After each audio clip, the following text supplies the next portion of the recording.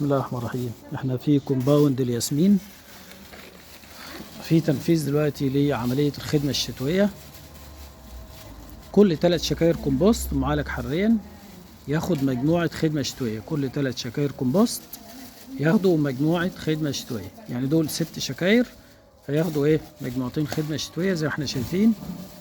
نحط المواد الخاصة بالخدمة الشتوية، بعد كده هيتقلبوا بالفاس كويس، وهنعمل حفر زي ما احنا عملنا قبل كده في الفيديوهات شمال ويمين الشجرة.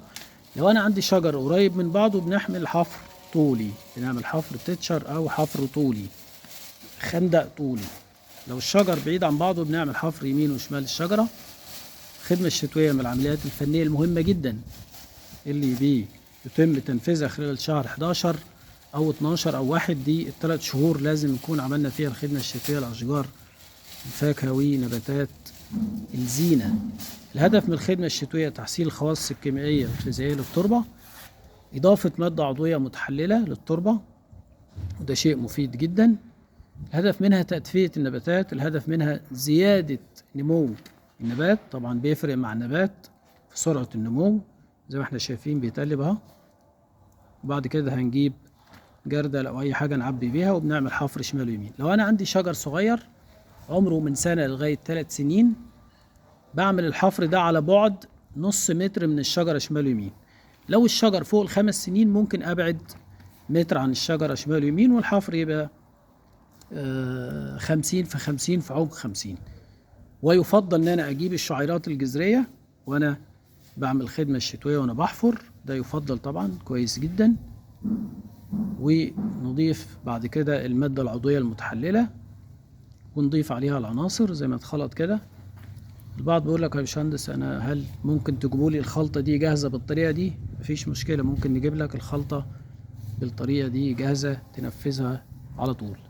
الخدمة الشتوية لأشجار الفاكهة ونباتات الزينة، لكل نباتات الزينة: أريكا، شمادوريا، ورد بلدي، فل، ياسمين، ياسمين هندي، ايا كان نوع نبات الزينة اللي عندك. لو انا عندي نخل الحفر بيتعمل داير ما يدور دايرة حوالين النخلة، سواء النخل ده هو نخل تمور او نخل زينة.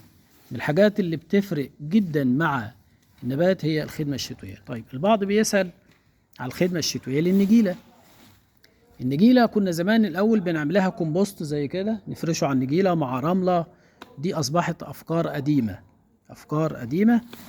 دلوقتي أصبح في حاجة اسمها كومبوست سائل، وميزة الكومبوست السائل مضاف عليه عناصر غذائية ومنشطات خضرية وأحماض عضوية وطحالب بحرية، مسؤول عن إن النجيلة تفضل خضراء عندك على طول. بيجي في جيركن بالطريقة دي. طبعا ده عبارة عن مواد عضوية ومواد معدنية مضاف عليها منشطات خضرية، مهم جدا للنجيلة في الشتاء. يعني هل لما استخدم حاجة زي كده ما استخدمش الكمبوست الصلب بالطريقة دي ويبقى عندي فيه النجيلة زروطة وطينة وهكذا؟ طبعا ملهوش أي لازمة خالص. ده أصبح مخصص لأشجار الفاكهة ونباتات الزينة. النجيلة هترشها بالكمبوست يسر سائل، وده مخصص للنجيلة على مدار السنة، وخاصة في فصل الشتاء. في الصيف بنرشها مرة كل شهر، وفي الشتاء بنرشها مرة كل أسبوع لو الشتاء بارد، ومرة كل 15 يوم لو الشتاء دافي. لو الشتاء دافي اللتر بيتخفف على 20 لتر مية، ولو عايزه مركز أكتر بتخففه على 15 لتر مية. من الحاجات الممتازة جدا جدا لطبقة النجيلة على مدار العام، وخاصة في فصل الشتاء، وبتغنيك عن أي حاجة تاني تشتريها النجيلة.